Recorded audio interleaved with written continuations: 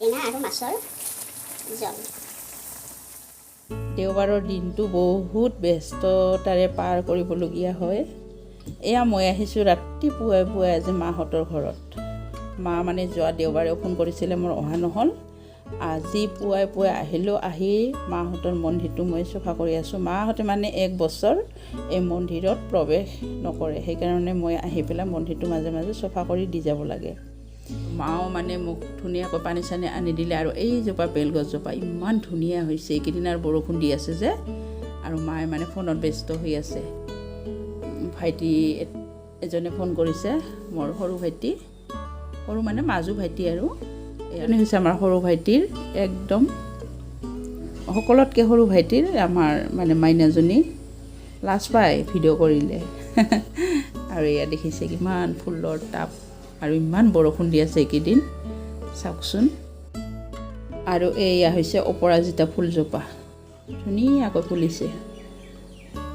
মানে মাহঁতে এতিয়া মানে পূজা দিয়া বন্ধ কৰিছে। 1 বছৰ পূজা একদম বন্ধ, মন্দিৰত প্ৰৱেশ নকৰে, সেইকাৰণে ফুলসমূহ এনেকৈ থাকে। আৰু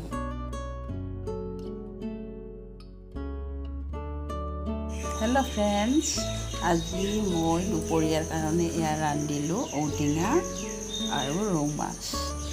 আৰু এইফালে লৈছোঁ মূলা আৰু মাছৰ যিখিনি পেটু আছিলে সেইখিনি মই মূলাৰ সৈতে ভাজি কৰিছোঁ। আৰু এইফালে লৈছোঁ পুঠি মাছৰ পিটিকা, ইয়াত দেখিছে।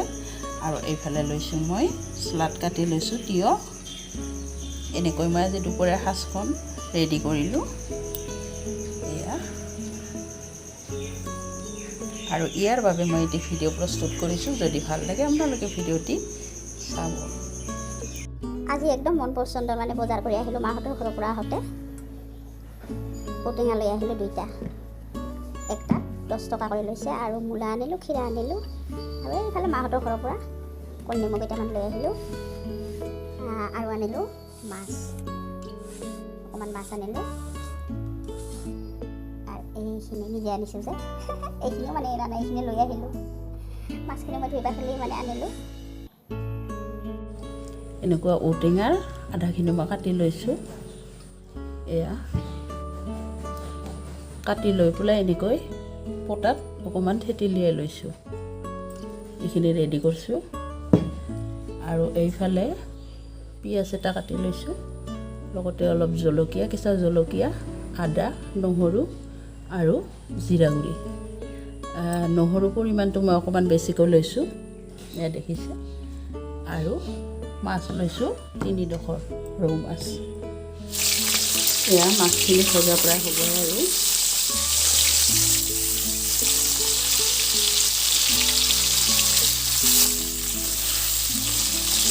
এয়া মাছখিনি ফ্ৰাই কৰা হৈয়ে গ'ল। যিহেতু মই টেঙাৰ সৈতে ৰান্ধিম, সেইকাৰণে বেছি মচমচীয়া কৰি ল'ব নালাগে। এনেকৈ ধুনীয়াকৈ ফ্ৰাই কৰি ল'লোঁ। এতিয়া এইখন প্লেটতে মই নমাই ৰাখিম।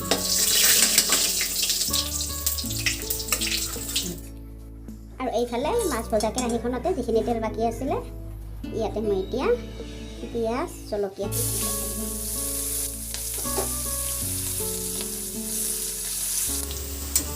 হৈ গ'ল ভজা।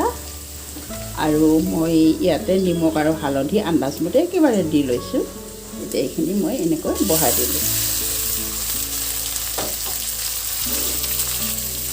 অকণমান ভাজিলোঁ। নিম্ন ৰক্তচাপৰ কাৰণে উপকাৰী।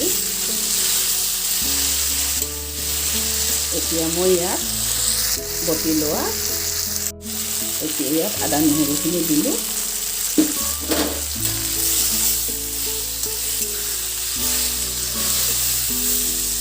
আমি যিহেতু মানুহ 2জন, সেইকাৰণে আমি 2জনৰ জোখেৰে ৰান্ধিছোঁ। পৰিমাণটো সেইকাৰণে কম হৈছে। এতিয়া দিলোঁ জিৰা গুড়াখিনি, মানে এই প্লেটখনত যে মছলাখিনি আছিলে যে, ইয়াত জিৰা গুড়াখিনি দি পেলাই অকণমান পানী দি পেলাই এনেকৈ ল'লোঁ মই। এইখিনি এতিয়া ঢালি দিম।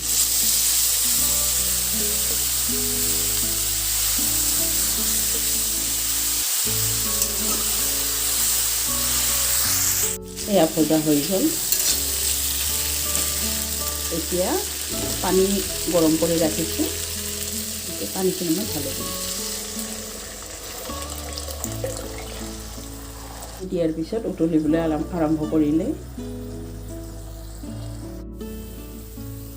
এয়া উতলিবলৈ আৰম্ভ কৰিলে ধুনীয়াকৈ হৈ আছে।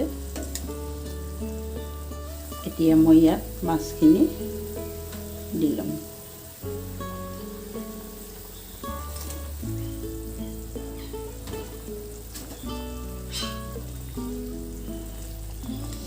ইমান যে ভাল ভাল গোন্ধাইছে, খাওঁ খাওঁ লাগি আছে। চাওকচোন ৰংটো কেনেকুৱা ধুনীয়া হৈছে। মাৰ পৰা শিকা টিপছ ক'তনো আৰু বেয়া হ'ব, নহয়নে? ৰেডি হৈ গ'ল ঔটেঙা আৰু মাছৰ জোল।